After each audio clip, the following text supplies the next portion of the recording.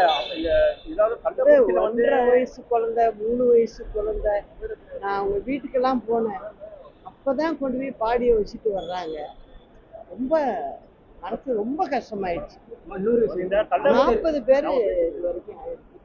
அவங்க குந்தின் போலதான் காரணம் இணையதளத்தில் பரவி கொடுத்து அதுக்கான ஆதாரம் கிடைச்சதுன்னு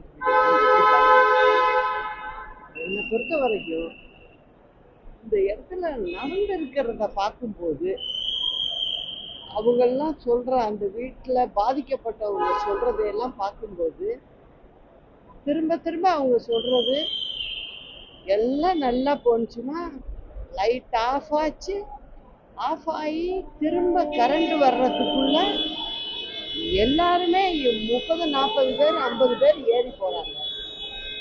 ஒருத்தர் நான் பார்த்து பேசுறேன், அவர் ஆட்டோ டிரைவர். அவர் சவாரி எடுத்துக்கிட்டு ஆட்டோ வந்தவர் நிறுத்திருந்திருக்காரு ஓரம்.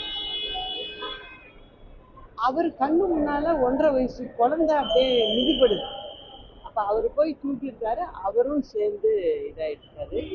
அந்த பிள்ளைக்கு வாயில எல்லாம் நுர தள்ளி அங்கே அவர் கையிலே இறந்துச்சாங்க அப்படின்னு சொன்னாரு.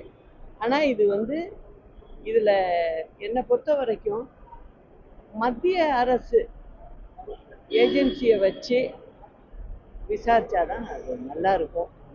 உண்மை தெரிய வரும்.